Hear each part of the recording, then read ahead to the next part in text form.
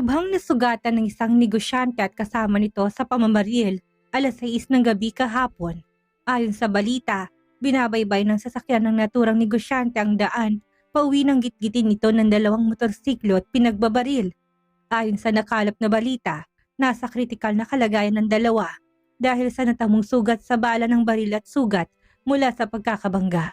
Minabuti ng pulisya na ilihim ang pagkakakilanlan ng negosyante at kasama nito dahil sa kagustuhan ng pamilya.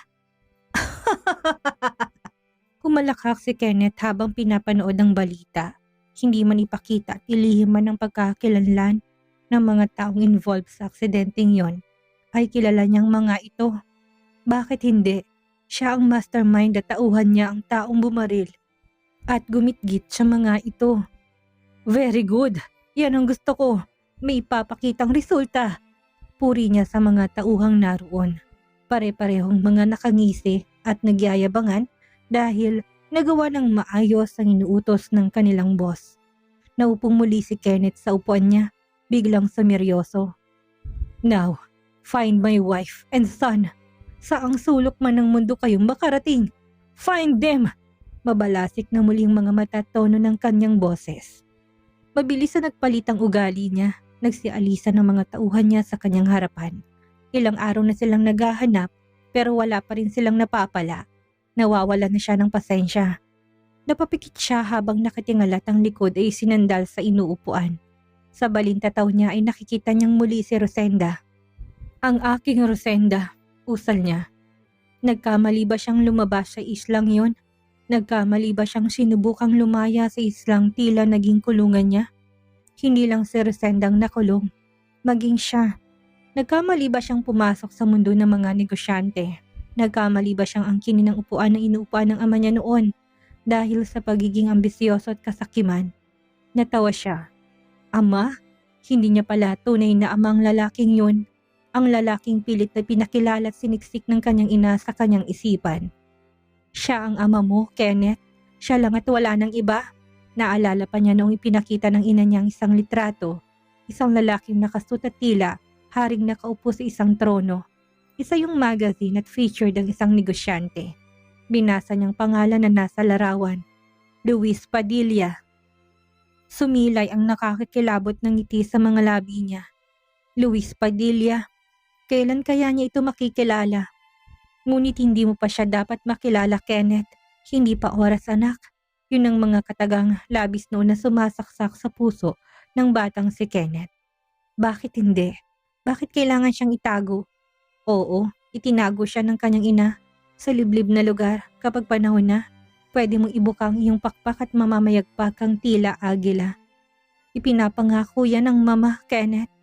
Naikuyom ni Kenneth ang kamao habang naalalang mga yun. Mamayagpag, kalukuhan. Hanggang sa dulo hindi siya kinilalang anak ng Luis Padilla na yon. Hanggang sa mamatay ito ay hindi siya nito itinuring na anak. Wala akong anak kay Teofila. Hindi kita anak. Minsan ay nagkalakas loob siyang lumabas sa lungga. Pinuntahan niyang ama na hindi alam ng kanyang ina. Wala akong anak. Masakit sa kanyang itanggi, ngunit mas masakit pala ang katotohanan.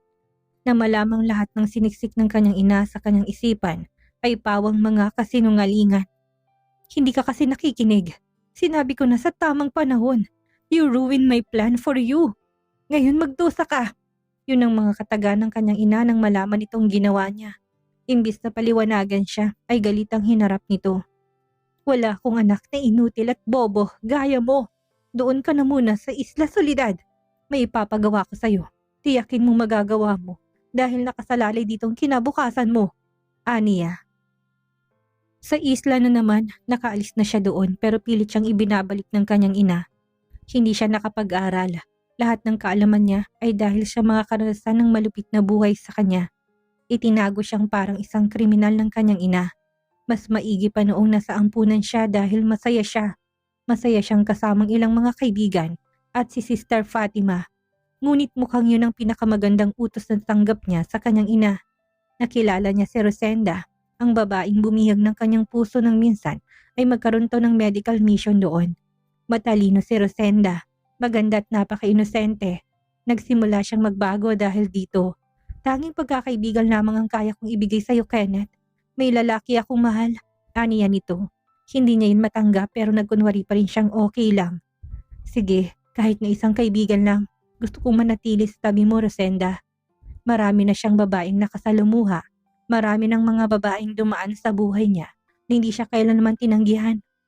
His ego was crushed dahil sa pagtanggi ni Rosenda sa inaalok niyang pag-ibig. Naging magkaibigan sila, ngunit lalo lamang nagwalang galit sa sistema niya na makilala kung sinong lalaking mahal nito. Enrique, galing sa ampunan, sa safe haven, bulalas niya. Sa unang nagtatakang lalaking pinakilala. Ako to, si Kenneth, pakilala niya sa sarili. Kenneth? Mula sa pagkakakunot noo ay lumiwanag ang mukha ng lalaking kausap ni Kenneth. Nakagaw nito ngayon ng pang-doktor. Ako nga, Enrique. Kamusta ka na? Doktor ka na pala ngayon? Aniya. Lumapit sa kanila si Rosenda. Napatingin siya sa bewang nito nang pumulupot ang kamay ni Enrique doon. Nanginig ang kanyang mga labi dahil pinilit niyang panatilihin ang ngiti doon. Inimbitahan niyang dalawa sa mansyon. Pinilit niyang maging kalmado kahit na halos ibulong ng demonyo sa isip niyang agawin niya si Rosenda sa kanyang matalik na kaibigan. Pero pinigilan niyang sarili. 1 linggo ang medical mission ng mga ito sa isla. Sa ilang araw na yon ay kinuha niyang loob ng mga to. Para sa isang plano, last day ng medical mission na mag-organize siya ng party. Food, drinks, and music. Sa tabing dagat nila yun ginanap. At sa gabing yun, sinakatuparan niyang kanyang plano. Enrique! Napaatras si Rosenda. Sa harapan nito ay si Enrique kasama isang nurse na kasama nila sa misyon. Both naked inside the silk sheet. Rosenda, sandali, hindi ko to ginusto. Gusto pang magpaliwanag ni Enrique pero tumakbo na si Rosenda. Kenneth, help me. Pakiusap na lalaki sa kanya. Hindi ko kayang mawala sa akin si Rosenda. Kakausapin ko siya, Enrique. Nang tumalikod siya ay napangisi siya ng maluwang. Gusto pa nga niyang humalakak pero hindi niya nagawa. Kailangan niyang panindigan ang pagiging kaibigan kunwari sa lalaki. Sinundan niya si Rosenda. Umiiyak itong niyakap niya. Tara, may papakita ako sa'yo, Aniya. Hinilang dalaga dahil siya panibugho ay nagpatianod si Rosenda kay Kenneth. Ang ganda, bulalas ng babae. Dinala siya ni Kenneth sa isang talon. Sa puso yun ng isla. Parang napawi ang pagkadurog ng puso niya sa kagandahang likha ng may kapal. Dumito ka na lang, Rosenda. Pinapangako ko, iaalay ko sa iyong mundo ko. Ang isla. Hindi alam ni Kenneth kung sapat na nga bang ginawa niya para paghiwalayin ang dalawa. Dahil kung hindi pa sapat yun, gagawa pa siya ng paraan para tuluyang mapa sa kanya si Rosenda. Akin ka lang, Rosenda. Akin ka lang. Ani ang nilagyan ng drogang inumin nito. Akin ka. Muling sumilay ang nakakilabot ng ngiti sa mga labi ni Kenneth nang maalalang tagumpay sa mga naging plano. Naghiwalay sina Rosenda at Enrique. Rosenda stayed with him dahil nabuntis niya ito sa gabing may nangyari sa kanila. Naging buo ang pantasya niya pero ang magandang pamilyang binubuo niya ay unti-unting ginuhunan dumating doon ang kanyang ina. Hindi mo siya dapat pakasalan. Hindi ko siya gusto para sa'yo, Kenneth. Hindi siya nababagay sa'yo. Kumuyom ang kamao niya. Sa lahat ng bagay, naging sunod-sunuran siya sa kanyang ina. Ngayon ay maninindigan siya. Paninindigan niya si Rosenda at ang kagustuhan nitong makasama. Hindi mo kilalang pamilya ng babaeng yan. Galit na saad ng kanyang ina. Dinuro-duro pa siya. Nagtaka siya na tila ba kilala ng kanyang inang kanyang asawa. Sa panahon na yon, kina-question na pala ni Rosenda kung sino siya at maging kung sino to. Dahil maging sa kanya misteryong buhay ni Rosenda. Wala itong maipakilalang mga magulang. Walang maikwento sa sariling buhay. Tanging ang tungkol kay Enrique ang masaya nitong kinakwento. Sinubukan niyang maging mabuting asawa at ama pero lahat ng pagiging mabuti niya ay kakainin lamang pala ng selos. Selos sa muling pagdating sa buhay nila ni Enrique. Halos 1 taon nang nakalipas. Magkaibigan na lamang kami, Kenneth. For God's sake, wala kami ginagawang masama. Yang utak mong madumi.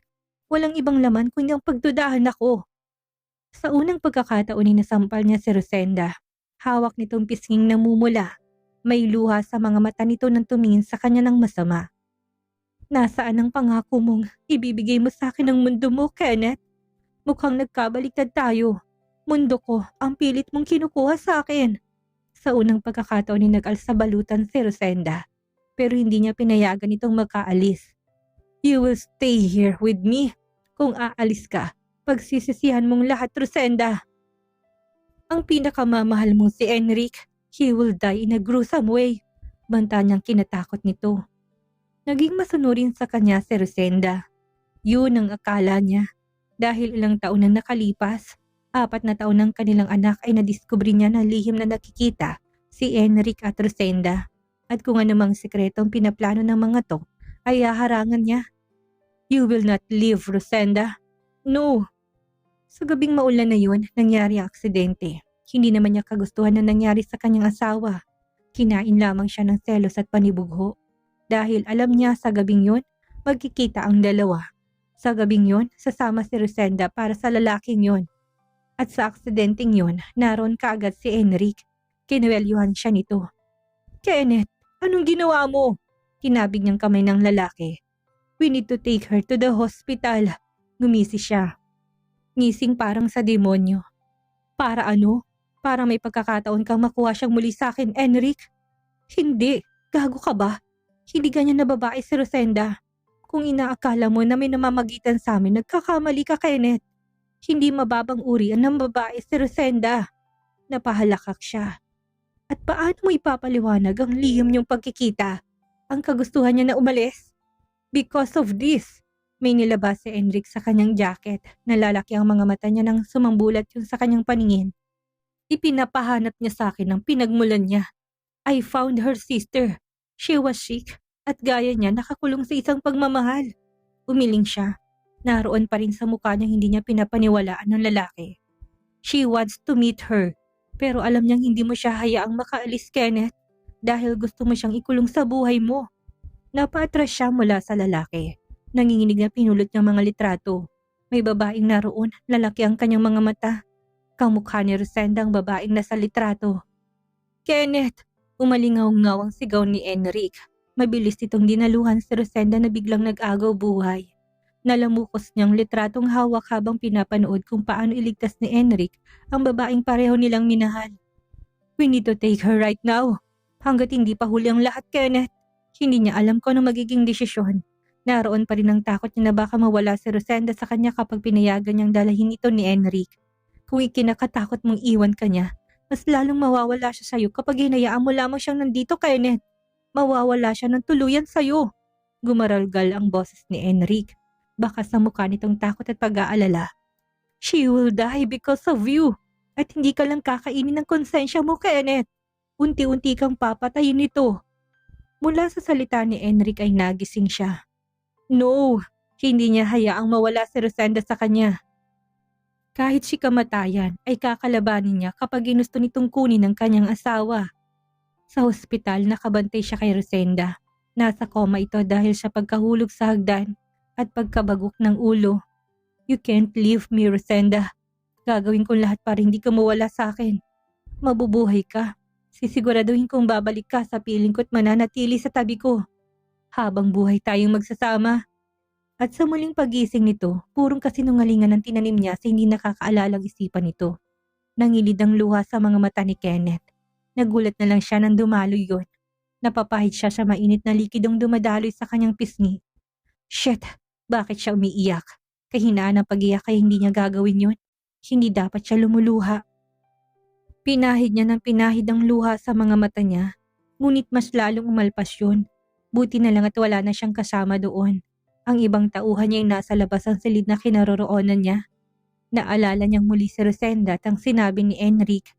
Nagkamali nga siguro talaga siya na lumabas sa islang yun at ipinakitang muli sa mundo si Rosenda. Dahil doon ay nagkandaleche-leche ang lahat. It was his ambition that made him to do that. Pati na rin ang patunayan sa ina niya na kaya niya kahit na wala ang tulong nito. Basta meron ng kayamanang tinatamasa niya. Mapait siyang napangiti. Nagawa niyang makuha sa inang isla at mailagay yun sa pangalan niya. Because that island, nalaman niyang originally hindi sa kanila, kung hindi sa magulang ni Rosenda. Ganon niya kamahal ang asawa. Kaya niyang ialay dito talikuran ng taong nagsilang sa kanya. Dahil si Rosenda lang ang tanging babaeng kailangan niya sa buhay. Si Rosenda lang. Sinuntok niya ang dibdib niya. Biglang nahirapan siyang huminga. Lalong bumuhos ang luha sa mga mata niya. Maging si Punay sumabay dahil sa labis na panibugo sa kanyang sistema. All I need you to do is to love me. Ako ang piliin mo. Manatili ka sa tabi ko kahit na ano man ang mangyari, Rosenda. Magkaiba si Rosenda at ang kanyang ina. Hindi man siya mahal sa una ni Rosenda, naramdaman naman niyang pag-alaga nito. Ang trato nito na may lambing. They were okay kung hindi lang sila ginulo ng kanyang ina noon. Ina niyang mahal daw siya, pero ang lahat ng yun ay salita lamang. Wala sa gawa. Hindi niya nakasalanan kung bakit nauwi ito sa ganung buhay. Pero kasalanan nito kung bakit siya nagkaganoon. Hindi niya kontroladong pag-iisip lalo na kung galit. Si Rosenda lang ang tanging possession niya na pinakaingat-ingatan niya. Pinoprotektahan sa kanyang makakaya. Ikinulong sa mundo niya na hanggang sa magdesisyon siya na palayain ang sarili sa kulungan na yon. Pero nagkamali pa talaga siya. Pagkakamaling pinagsisisihan niya ngayon. Pero huli na nga bang pagsisisi? Sa ngayon, all I need is to erase those people. Mga taong magiging hadlang. Aniya, pumalakak siya habang hilam ang mga mata ng luha. Pumailan lang ang kanyang halakak hanggang sa labas. I will kill you all. Kayong mga hadlang sa kaligayahan namin ni Rosenda. Wala na akong pakialam kung sino pa kayo. Si Rosenda lang ang mahalaga. Si Rosenda lang ang kailangan ko. Benedicto! Baka sa mukha ni Rosenda ang pag-aalala nang dumating si Benedicto na may galas sa mukha at mga pasa. Napanood niya sa balitang isang aksidenteng kinasangkutan ng isang negosyante. Kinutuban siya at kinabahan. Hindi niya akalaing tamang hinala niya. Inalalayan niya makaupo si Benedicto sa sofa. Hawak nitong tagiliran at napangiwi ito ng maupo. I'm okay. Ayon dito pero hindi niya ito pinaniwalaan. Sumandal to sa sofa at pumikit. Hindi ka okay. Let me see it, Aniya. Hinawakan niyang suot na suit nito. Pinigilan siya nito pero hindi siya nagpatinag. Wala itong nagawa kundi ang sumunod sa kanya. Dahan-dahan niyang hinubad ang coat nito. Pagkatapos ay hinawakan niyang botones ng damit nito. Nanginginig ang kamay niyang isa-isa yung na binubuksan. Hindi pa niya nakakalahati muli siyang pinigilan ni Benedicto. Hinawakan itong kamay niya. Napatitig siya dito. Ramdam niyang pagigpit sa hawak nito at ang titig na tila ba hinahalukay nito ang buo niyang pagkatao. Benedicto, ikaw nga bang tunay na Rosenda? Hindi ka ba talaga si Angelina? Napakurap-kurap siya, nalilito. Baka sa mukha nitong pagod at sakit sa mga sugat na natamo. Pero ang mga mata nitong nakatitig sa kanya ay nag-aapoy. Parang gusto siyang sunugin ng buhay para alamin kung sino talaga siya. Hindi kita maintindihan. Yun ang totoo, hindi niya maintindihan ang pinupunto nito. Alam nitong wala siyang maalala. At lalo lamang nitong ginugulong utak niya. Binitaw nitong kamay niya, napatras siya nang bigla itong tumayo. You don't need to do this. I'm fine, Aniya, humakbang palayo. Pero hindi pa man nakakapanhi kay bigla na lang itong natumba. Buti na lang at nakakapit to sa hawakan sa hagdan. Agad nang dinaluhan ni Rosenda ang lalaki. Kinuha niyang kamay nito at nilagay sa balikat niya para alalayan. Ang kamay niya ay maingat na pumulupot sa malapad na bewang nito. Huwag ka nang umangal pa. Hindi mo na halos kayang sarili mo. Let me help you. Inalalayan niya ito papanik sa hagdan hanggang sa kwarto. Napansin niya na sobrang pinagpapawisan nito nang makahiga na sa kama. Are you really okay? Baka kailangan mong pumunta sa ospital, Benedicto. Kahit hirap ay umiling ito, nakapikit itong inilagay ang braso sa mga mata. Napatingin siya sa ilaw, bukang nasisilaw to. Mabilis ang kilos niya na binuksan ng night lamp at pinatay ang main light sa silid. Pagkatapos ay muli niya na itong nilapitan. Benedicto, I'm okay. You can leave me. Anas nito. Nakagat niya ang ibabang labi habang nakatitig sa lalaki. After that, wala na siyang nagawa kundi ang umalis. Pero hindi ang iwanan ito kundi para kumuha ng tubig at ice pack. Para kahit papano ay maibsan niyang mga pasa nito sa katawan. Nang makabalik siya sa kwarto ni Benedicto ay napansin niyang pabiling-biling ang ulo nito tumuungol. Angelina, tawag nito sa pangalan na lagi niya naririnig mula sa bibig nito. Hindi ako si Angelina, pero aalagaan kita bilang kapalit ng tulong mo. Aniyang ewan niya kung bakit may pait sa loob ng kanyang bibig. Dahan-dahan niyang tinanggal ang nalalabing botones sa damit ni Benedicto. Napatutop siya sa kanyang bibig nang bumulaga sa paningin niya ang malaking pasa sa tagiliran nito. Hindi siya doktor, pero sa itsura pa lamang na nangiitim na kuling ng balat sa tagiliran nito. Mukhang nabalian to. Muli niyang nakagat ang ibabang labi. Hindi niya mapigilang mapaluha. Nanganib ng buhay ni Benedicto ngayon. Nakokonsensya siya dahil sa nangyari dito. Seryoso na talaga si Kenneth. Kaya nitong pumatay para muli siyang makuha. Nanginginig ang kamay niyang dahan-dahang pinunasan ng katawan ng lalaki. Tumigil ito sa pag-ungol. Batay sa pagtaas at pagbaba ng dibdib nito, mahimbing na itong natutulog. Hindi mapigilan ni Rosenda na pakatitigan ang mukha ni Benedicto. Gwapo si Benedicto. May karismang hindi kayang iwasan. At alam niyang nahuhulog na siya doon. Hindi lang sa pagiging mabait at protective nito. Hindi lang sa dahil tinutulungan siya at ito ang nagsisilbing knight in shining armor niya. Kung hindi alam niya sa sarili na may dahilan pa. Naroon na naman ang kakaibang pintig ng kanyang puso habang nakatitig dito. Tila may sariling isip ang kamay niyang umangat para haplusin ang mukha nitong bigla na namang nalukot. Muling bumiling-biling ang ulo. Sa ginawa niyang paghawak sa mukha nito'y muli itong kumalma. Mapait siyang napangiti. Kung pwede niya lang palitan si Angelina. Pero alam niyang hindi maaari. May sarili siyang mundo. Kinastigo niya ang sarili. Bakit ba naiisip niya yun? Hindi dapat. Angelina. Pero sa tuwing tinatawag nitong pangalan na yon, nagwawalang puso niya. Nawawalang normal na ritmo. Sino nga ba ako? Mahinang tanong niya sa sarili. Gusto niyang alamin. Gusto niyang makalaya at hindi lang sa kulungang hatid ni Kenneth, kundi sa alaalang nakalimutan niya. Gusto niyang makilala kung sino talaga siya, kahit na masaktan pa siya sa pwedeng maging katotohanan.